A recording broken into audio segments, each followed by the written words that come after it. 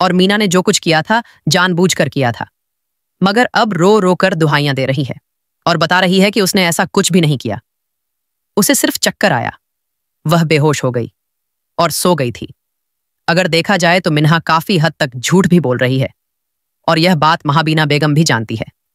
इसीलिए महाबीना बेगम भी उसको यही कहेगी कि भले ही मैंने तुम्हें यही कहा था कि अगर रिहा चली जाती है और मैं तुम्हारी शादी कबीर से करवा दूंगी, मगर अब जो कुछ तुम कर चुकी हो उसके बाद तो ऐसा होना मुमकिन नहीं है, बल्कि मैं तुम्हें तुम्हारे घर पर वापस छोड़ दूंगी।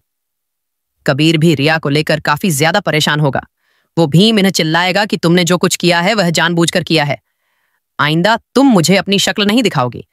वफा खामोश खड़ी रह जाएगी, क्योंकि उसकी बहन ने जो कुछ किया वो काबिले माफी नहीं है।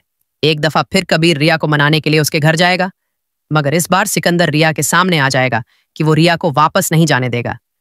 सिकंदर की शादी की तैयारियां भी अरूज पर होंगी और रिया अपने आप को खुश जाहिर कर रही है। वो इस तरह जाहिर कर रही है जैसे कि कुछ हुआ ही नहीं है।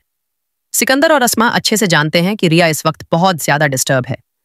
रिया ने कबीर के साथ ना जाकर उनको हौसला दिया है और वह किसी हद तक समझ रहे हैं कि वह जीत चुके हैं।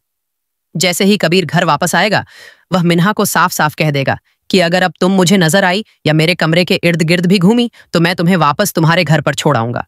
जैसे ही मिन्हा यह सब कुछ सुनेगी, वह खुद को खत्म करने की कोशिश शुरू कर देगी। मगर नाजरीन, हम आपको बताते चले कि कबीर उसकी यह कोशिश भी नाकाम बना देगा।